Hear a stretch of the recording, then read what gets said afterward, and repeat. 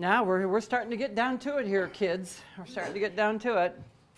And one of the things that we were talking about today, as you have put together plans, and we've been building this, this tower, like Angela has built this tower of little things on the table. Look at her little tower. Her little toy tower there. Yeah. Yeah, exactly.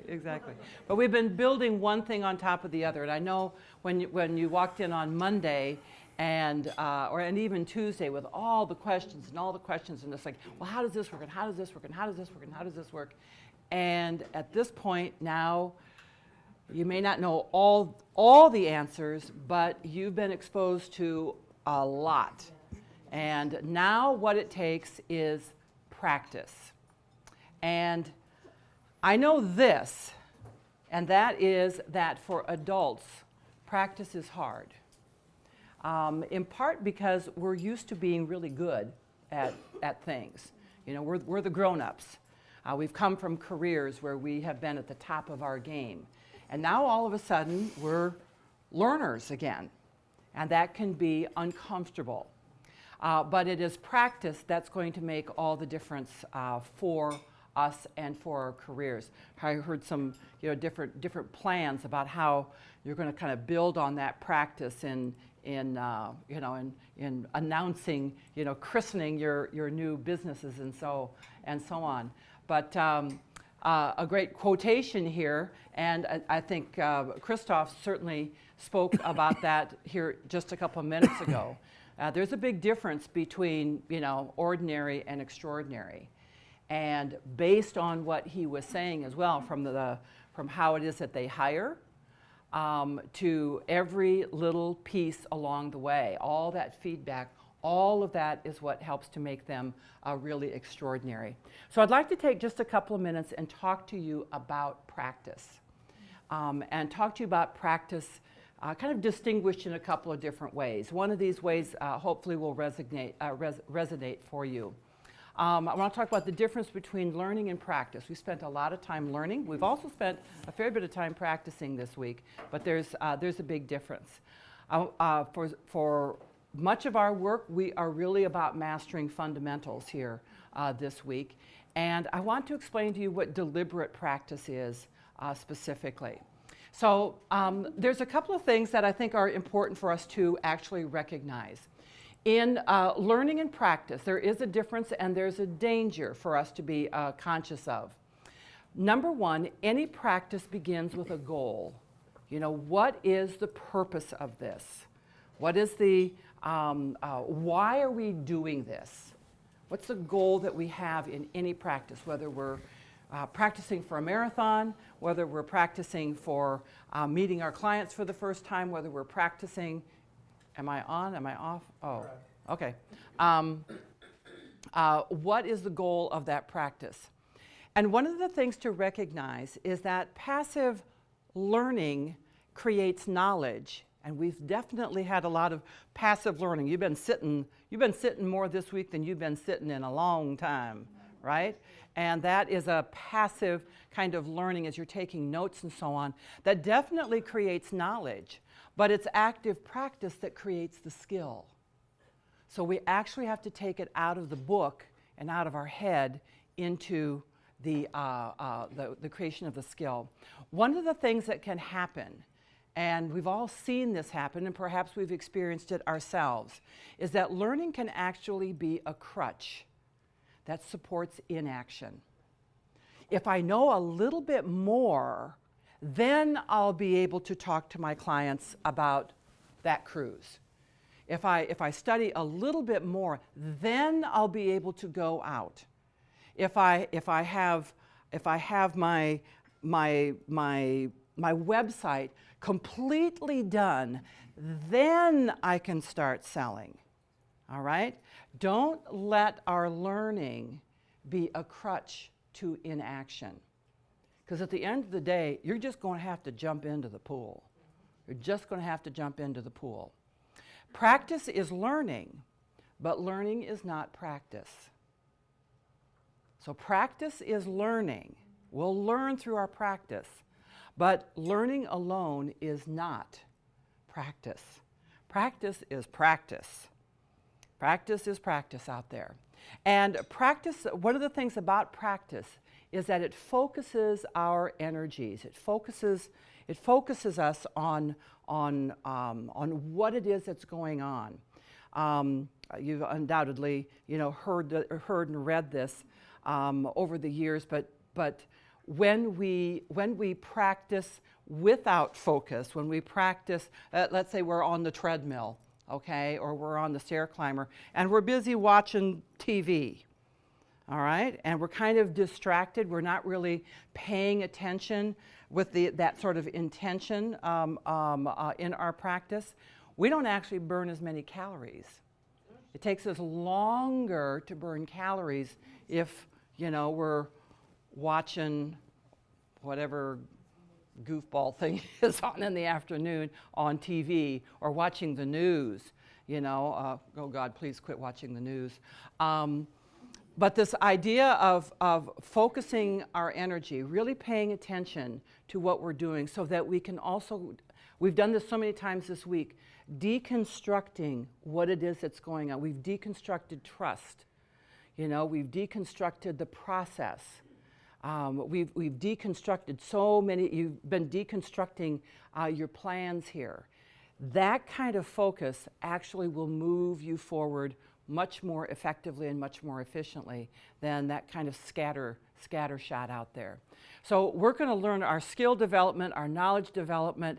Here's where we'll go with passive learning. It's not like we're not going to learn, but it's going to be a lot slower, and it's not going to get us anywhere close to where active practice will get us in addition to that learning, okay? Now, I want to talk to you a little bit about the fundamentals, and I'm going to use a story that is based on football, which is like really funny because I don't know anything, and I really don't even like football. But I'm going to use this story anyway. And it's about mastering the fundamentals. Because in going back to the fundamentals, which is exactly what we've done, you haven't heard very many things that you didn't already know, right, this week. These are all things that you have learned through life and through the businesses that you've had. Okay, how to log into X, Y, and Z, maybe that was new. But so many of the kind of the philosophical things that we've been doing, this stuff. This has just been a great reminder. But when we stop to focus on the fundamentals, like relationships, like process, like, the brand of who you are, the marketing of who we are, it's focusing on the fundamentals that actually helps us to determine our results. So we have to have this wonderful time to go back to the fundamentals. And mastery is the result of deeply, deeply understanding very simple ideas. Trust is not a complicated idea, but actually going back to deeply understanding it can help us to sidestep the breakdown of trust. That trust that is true with our families, that trust that is true in our communities, that trust that is true with our relationships out there. And it's this simple little understanding here, nothing rocket science here at all. Talk to your clients, listen to them, ask questions, get agreement, put your resources to work, dot the I's, cross the T's, stay in touch, watch what's going on from behind the scenes, talk about it when they come home. It's really all it is. It's very fundamental. Now let me tell you a story about this guy. His name is Vince Lombardi. Some of you may be familiar with him. He was a very famous football coach back, I think mostly in the 60s and 70s is when he was a real big deal with the Green Bay Packers, okay? And I think it was like about 1964, and this was like literally before Super Bowls were even around, okay? They were like national championships. And he came into Green Bay to coach this team, the Green Bay Packers, who were pretty doggone good. And he coached them right up to the final game of the national championships back in '63 or '64. And they came within a whisper of winning. But they didn't win. So, back to the trenches. And when training camp came around that next summer, Coach Lombardi, with arguably some of the best players in all of football, he looked each one of them in the eye, and then he picked up the football that was at his feet and looked at them again and said, "Gentlemen, this is a football. We're going back to the basics." And he did exactly that. Every one of his players, whether it was the quarterback or the wide receiver or the special teams or whatever they are, okay, all right, they had to go back and deconstruct. They've been playing football since they were 6 years old. But they had to go all the way back to deconstruct and get down to the fundamentals of what it was that they were doing, each step of the way. And so they did that grudgingly, I'm sure. You're like, "Come on, coach, I know about playing football." I'm like, whatever I am. But he said, "Nope, here's what we're going to do." So back to playing football, they did. And of course, that next year, they won the national championship, and they went on to, to having a dynasty that was that still lives in the record books, with the Green Bay Packers being one of the great champions in the football world, and Vince Lombardi, one of the most famous coaches out there. But it was because he was willing to say, "Nope, boys, we're going back to the basics, back to the fundamentals." And again, that's what we've been doing this week. We've gone back to the fundamentals.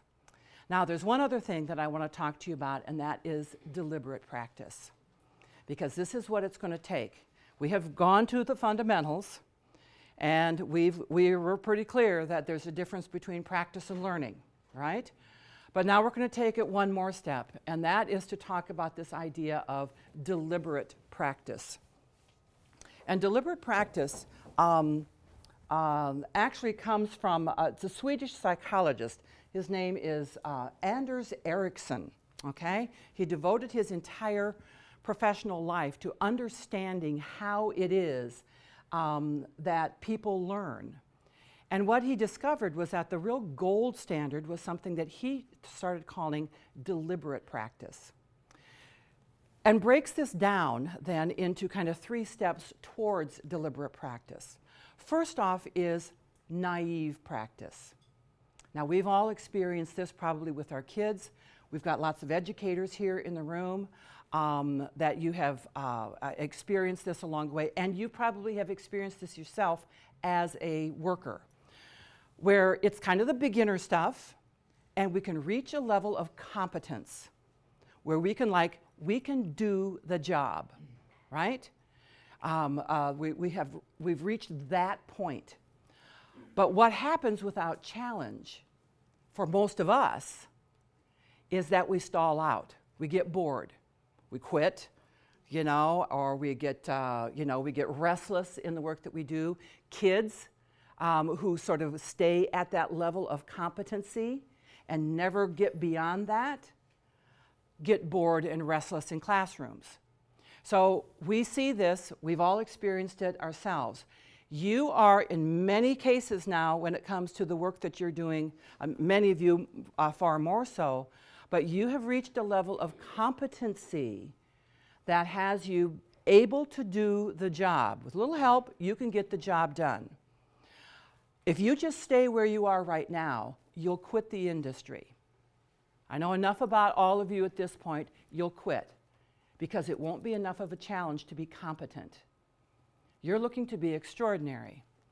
So that means you're going to have to take it to another level.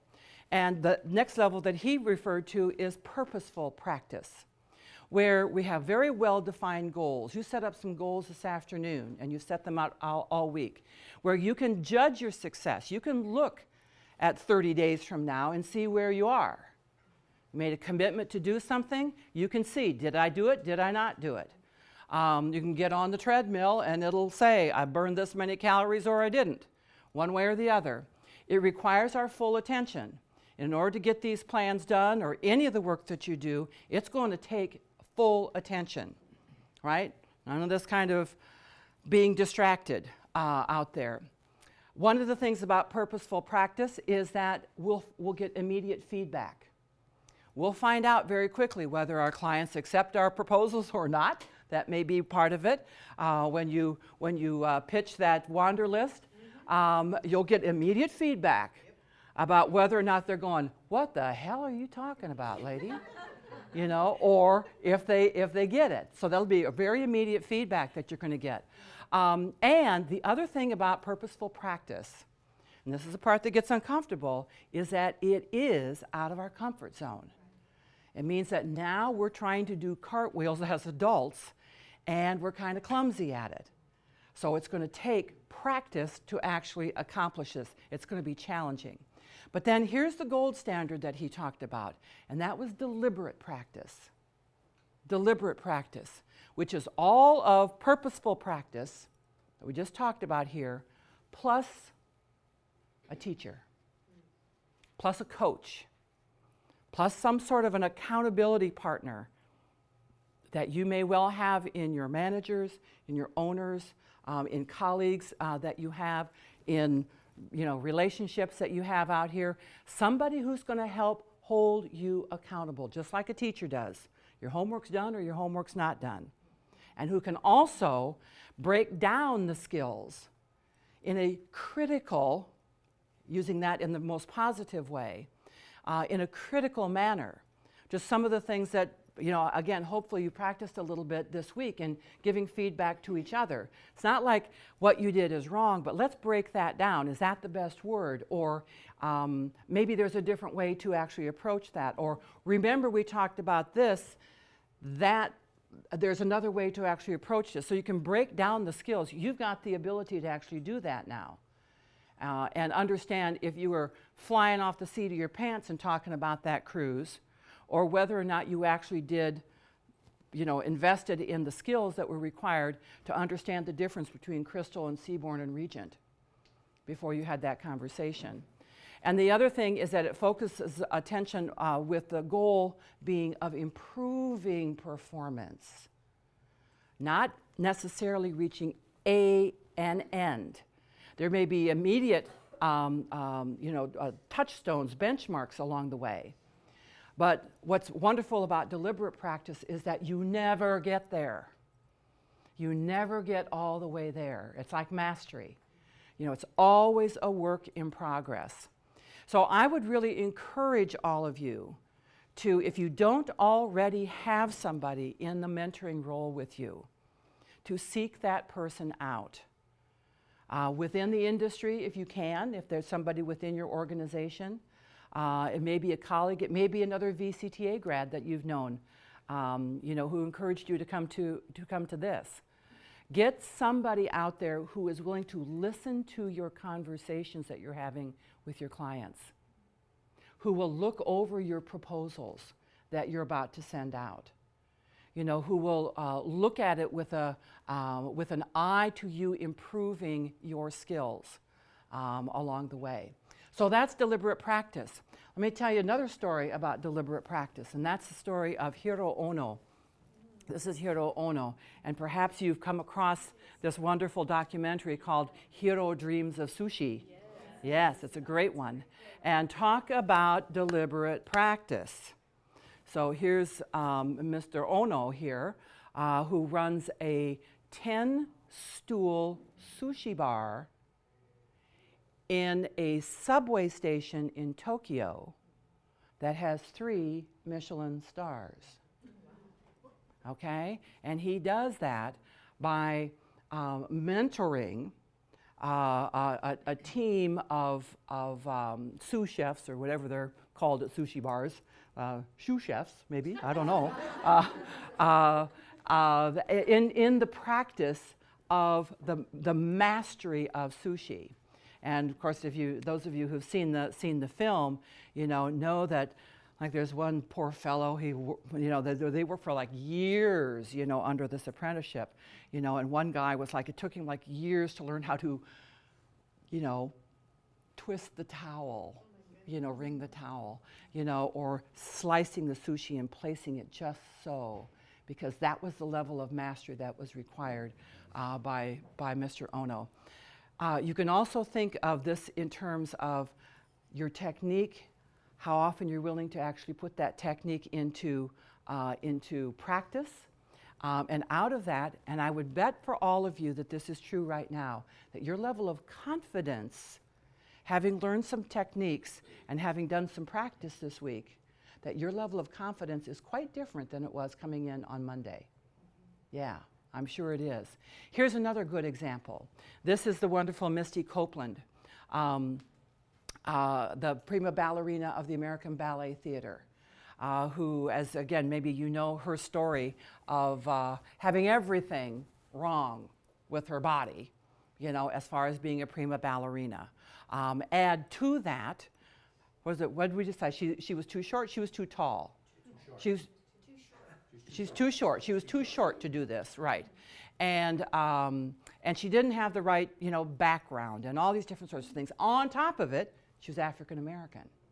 No prima ballerinas had been African American. So, and she reached the top of her game too through practice, unbelievable levels of practice. And as she says, you're always looking to improve. You're always being critiqued on your next performance. It's not about what you've done. It's about what you're going to do next. So it's out there. And the same thing is true for us when it comes to, I think in particular, this, which is the cornerstone of the work that we've been doing this week. This deliberate practice around breaking down our expertise into a series of small, attainable practices, the structured activities that are backstage to all of the work that we do, and then the goal of being to reach our next level of potential out there on the road to mastery here. So it's going to take a lot of practice. It's going to take a lot of practice, but the only way to get into the pool is to jump into it. So don't make it a crutch. Get out there and get busy with your work on being the best that you can possibly be. So our objectives today were around understanding the tools, the opportunities that were available to us through your membership, communicating to clients what is Virtuoso. Feel a little bit better about that? Good. When you meet Matthew one day, and you will, give me a little 2 bars on what Virtuoso is. Knowing what these product segments are and service segments are that we have at Virtuoso. Again, Jay and Jennifer gave you like a ton of great information today. And then you spent a good bit of time this afternoon getting a little bit deeper into what it is that, how it is that you're going to go out there with some plans over the next 30, 60, and 90 days. All right? Okay, good. Let me give you what time we got here. Yeah, okay. 2 seconds here before you come up, because we've got a special guest here as well. Tomorrow morning, we start at 8. Okay, again, check out before you come to class. Get it done before. Pardon me? Unless you have a late checkout, okay, or you're staying on beyond here. All right? When you check out, leave your luggage. We don't have enough room for everybody's luggage in here, so just leave it with the bellman, and so do that. Yeah. Okay, we'll have the final exam tomorrow. We'll do a little bit of a wrap up, get some debrief on a few things, a couple other things that we haven't done, and we'll adjourn by 12:30. And tomorrow's a travel day, so feel free to come in your travel clothes. So appropriate to where you are. Yes. Right. So but okay. Yes, so you don't need to come in, dressed like we've been all week, a little bit more resort casual. Yeah. So tomorrow's travel day, so however you would do that, that's okay. Good. And we do, as a matter of fact, have a special guest tonight. And that is Jennifer Razor. Am I right on that? Did I spell it right? The Jennifer part's right. Yeah, but the razor's wrong. Oh, the razor's gone. Okay, all right, whatever. All right. Who is with Approach Guide. So we're very happy to have you here. And she's going to be joining us for dinner tonight as well. So come on up, Jennifer, and share with us.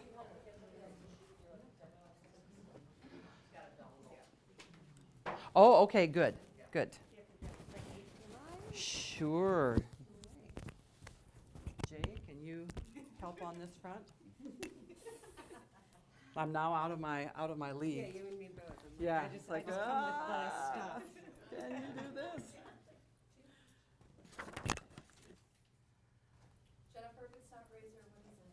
Oh, it's razor. There's just an E in the middle of it. Oh, God. Oh, okay. I have to say, the E J is and the Z. complicated Got it. for everyone. Got I always have to be like R-A-E and give people a little time to process it, so. Good, good. All right.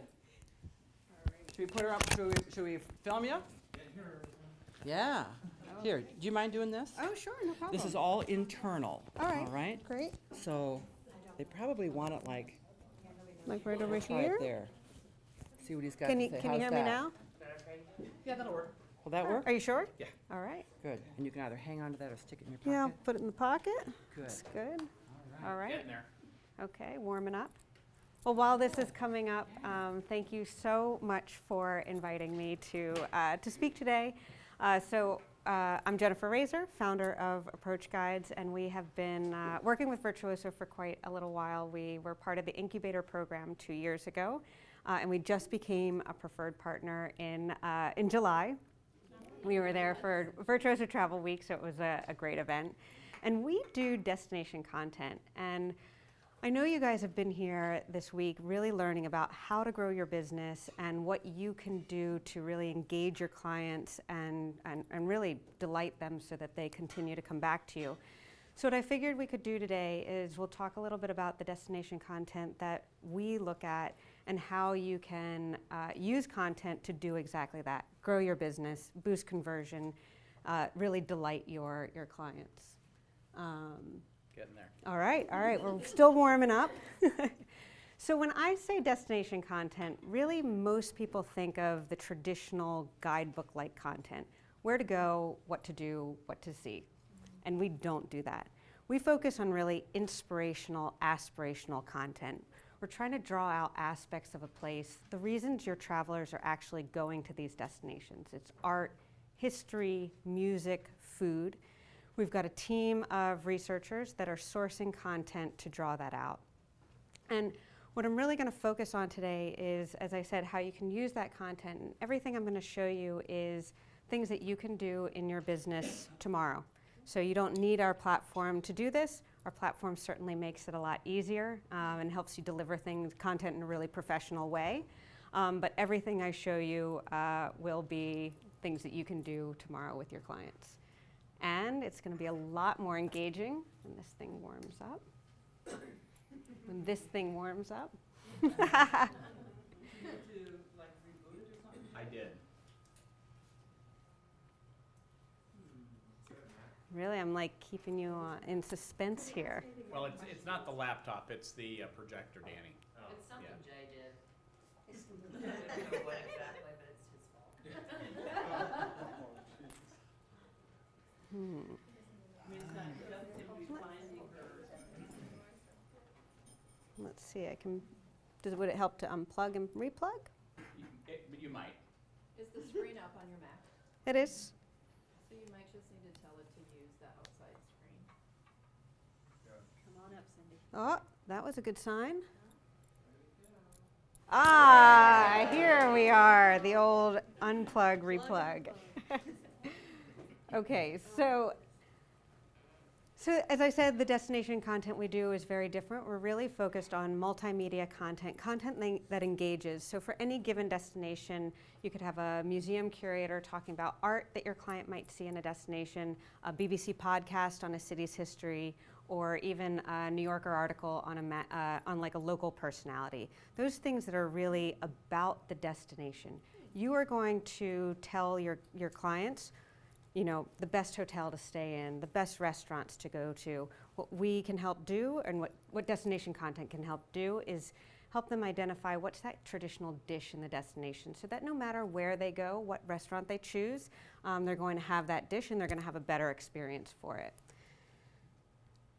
So as I mentioned, I'm going to walk through a few examples of how advisors are using this content to really engage your guests. And what you're going to see is there's quite a few themes that I'm going to talk about. And it's really that conversation you're having with your client from the moment that they get in touch with you, from the moment they give their down payment till they get on location, when they come back, and then that conversation starts again. And if you're using Wanderlist, it's really, you're looking far out. So this is a long conversation that you're having with your clients. And there are 3 things that we really see that help keep that conversation alive and make it not so much of a transaction, but really a conversation. And it's storytelling. Guests love a story. They want to know what about this destination is special. Why should I be going there? Timing is everything. When you've got somebody and they're thinking about a destination, hitting them with content that speaks to their interest, to their what they're sort of thinking about, that is really critical and keeps those clients engaged. And the third thing is from the heart. It's really easy to send things out en masse, but when you can do it and people feel that it's coming from your heart and it's for them personally, you build much stronger relationships. So how are advisors doing that?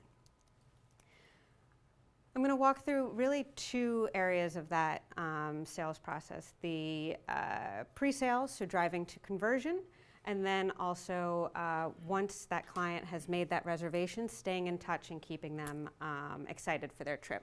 So in this case, we've got somebody who's called in and said, I'm thinking of going to Iceland. You're like, great, let's book it. You think you've got them on the hook. You email them, you call them. They haven't really gotten around to booking that trip. Now, you can continue to go back to them and say, hey, are you thinking about Iceland? Hey, are you thinking about Iceland? Or you can send them something that really speaks to what they might be interested in, that showcases that destination, and say, you know what, I was thinking about you and that trip to Iceland you talked about, and I saw this great video. Are you still thinking of going? And if you're using our platform, we create a landing page for you to share content with them. And so this is what it could look like. You can deliver this content anyway, but this is what it would look like if you were using our platform. You would choose a video that you want to showcase. This is around Iceland's Ring Road. It's just a great video that showcases that destination. You can include, you have a page with your name, your phone number, maybe a link to some of the products you're selling or a quote you've put together for them. And the great thing is that this is just a web link. So you can send it to them in an email, a text message, and because it's got your contact information, if that person turns around and says to their friend, oh my God, look at this, Iceland is gorgeous, I'm definitely gonna book this trip, do you wanna go with me? They've got your contact information right there. Another way is, and this really keys on that timing is everything. Let's say you've just got off the phone with somebody and they're thinking about a cruise in Europe. And from that conversation, because you're having very intimate conversations with your clients, what they're interested in, and they are looking at this specific cruise because it stops in Bordeaux, and they love the wines of Bordeaux. And what you can do is, again, you can use destination content to help push them to conversion and say, we were just talking about this cruise. I found this great video on the wines of Bordeaux. Let's get you there tasting them in person. And again, they can click a link. It could be just to a video that you send them, or if you're using our platform, it could be something like this, where you've got that video that speaks about the wines of Bordeaux. And again, it just makes you more of a consultant and more of a friend, tapping into their interests and more of a trusted advisor. I already have a question. Yes, of course. Do you know if they watched it? If I email it to a client, do I know if they've gone in and watched it? You can see that. You can see that. Thank you. I'm sorry if I missed that. No. So we've talked about driving to conversion. The second piece is that post-booking. And this is probably the toughest phase for advisors that we see, because every single advisor knows it's really important to stay engaged with your guest when you've taken their money, they're about to go on that vacation, but you're building your business. You've got other clients you're trying to move through that funnel. But this is a really key piece of that phase. A couple weeks before someone's leaving for their trip, you can go to them and say, I was just thinking about you. I know you're gonna have a great time. I just saw this video about something in Paris that either you're gonna do or just about the city in general. Here's a great podcast, maybe an audiobook that you wanna download for your flight over. Whatever it is, it's something that speaks to them and their trip. And again, you just shoot them an email and do that. And the final piece is itineraries. And we're talking to a lot of advisors, and every single advisor has their own way of doing itineraries, whether you're doing an itinerary management platform like Access or UMapped or Travefy, but a lot of people are doing it in Word or Google Docs. Whatever your flow is, really the key thing is, along with all that logistics information that you've got in there, it gives you yet another touch point to keep them inspired and keep them coming back to their itinerary. So you can just add right into the top of the itinerary, here's some inspiration for your trip upcoming. Or if you had sent them some emails before with some content, you can include all those links here so they have everything about their trip just in one place. So I'll quickly just take you into our platform and show you how it works on our side. So this is our destination content platform. We make it super easy to do everything that I've showed you today. We just ask one question when you're coming in, where are we going? And I'll just type in Rome into the search bar, because I can reasonably do that while talking. And you'll see that content immediately populates into the product. So I mentioned we have a content team that is just destination researchers. We cover 1,500 destinations worldwide, and you can type in any destination, this content comes up. And it's really important, that content team, because one, everything in the database is super high quality. So anyone who's done a Google search and typed in Rome knows you get back a lot of junk. So our team has really filtered out and focused really on just those high quality things. And then underneath, let me just increase the size a little bit. You'll see some classifications that we're adding to the content that allows you to filter through it very quickly. We identify its media type, in this case audio. The second classification reads intermediate, so everything in the database is classified with one of three levels: novice, intermediate, or expert. And that's really how deep into a particular topic that piece of content goes. When you've got somebody who's just deciding on a destination, you're gonna wanna keep it really light.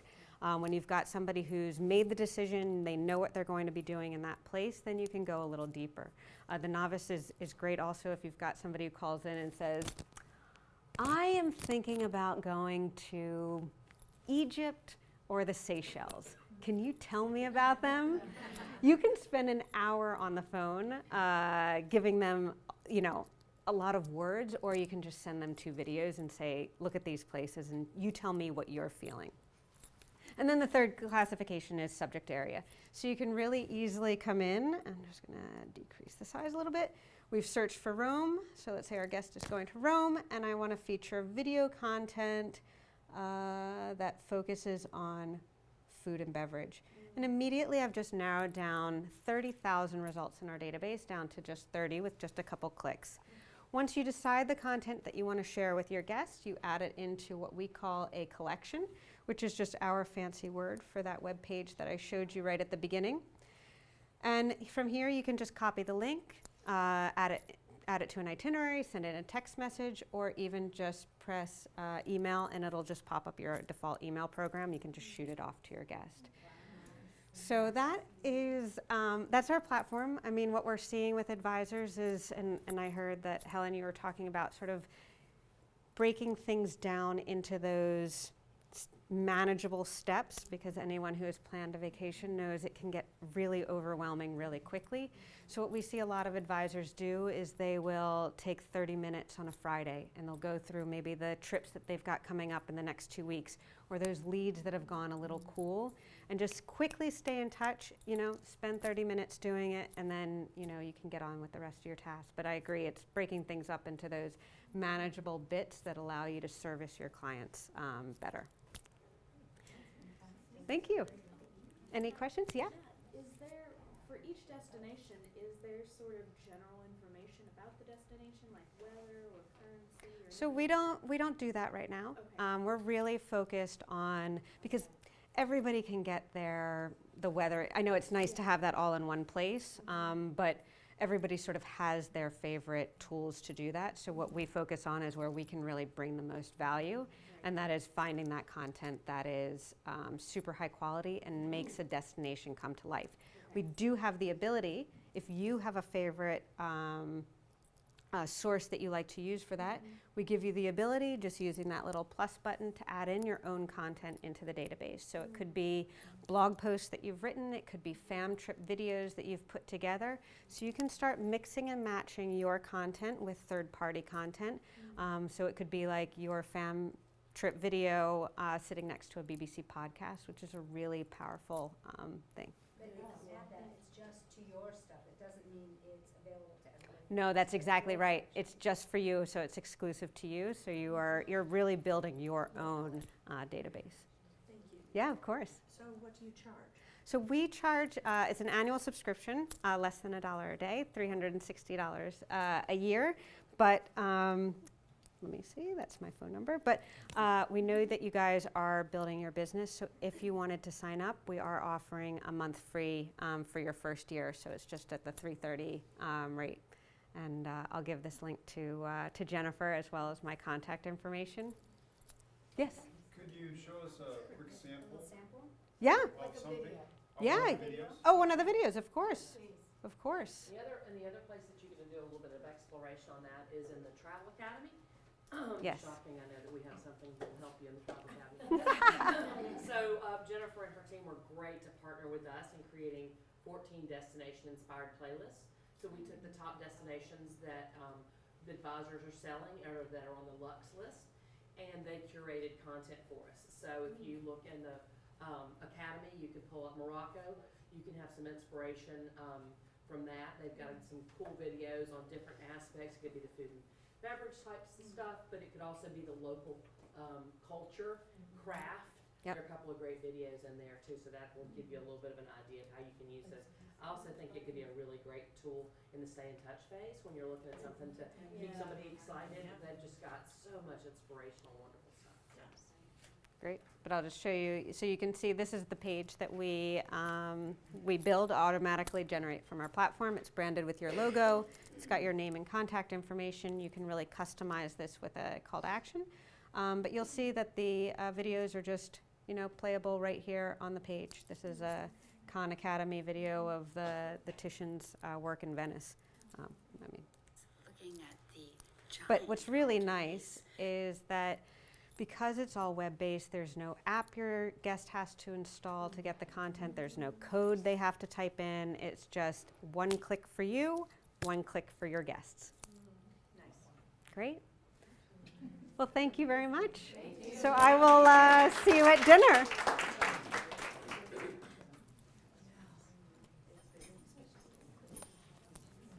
Oh, my dongle. Thank you very much. Yes, of course. Ooh, Nope, no worries, I got it. okay. Wonderful, thank you. Thank Jen. you very much. Oh, yes. You need all this back. We might need that back. Yep. Sorry. You got no problem. Let me throw that in here. You would have been like hot mic all over. I've been following you.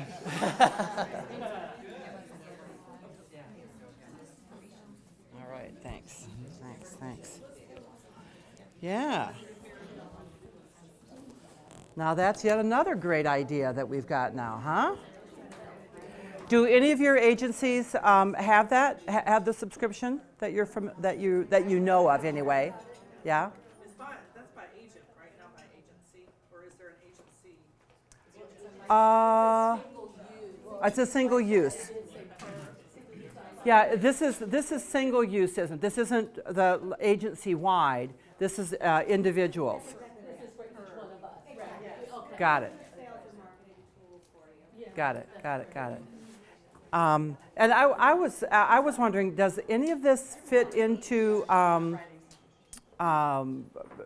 link into your website or anything like that? No. Today, no, Okay.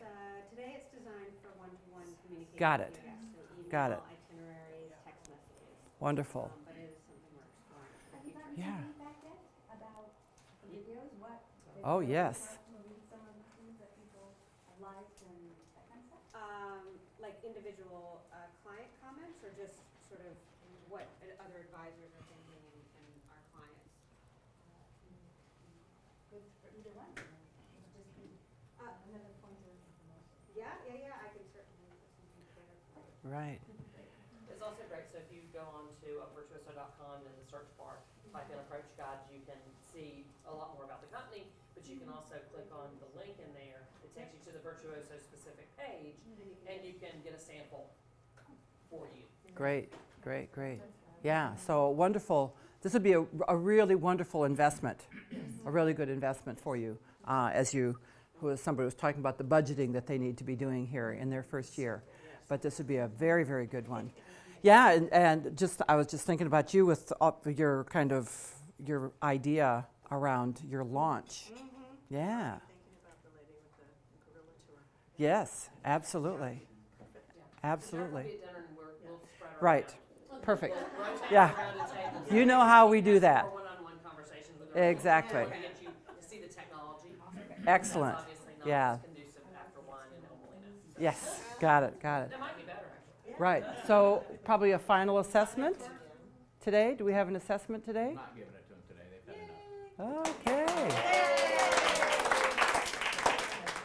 This is he's kind of. Actually won, but I just felt like Okay, good. That was the human connection. Okay. All right, so again, here we are tonight. We're at Il Molino, which you've all seen downstairs. And so it'll be our final gala. It'll be our gala event. And we'll have both Jennifers with us. So we'll see you there at 6 o'clock, okay? And with bells on. And anything else? You know their formality to tables. Get all Pick up your own trash, pick up your stuff, stack your things,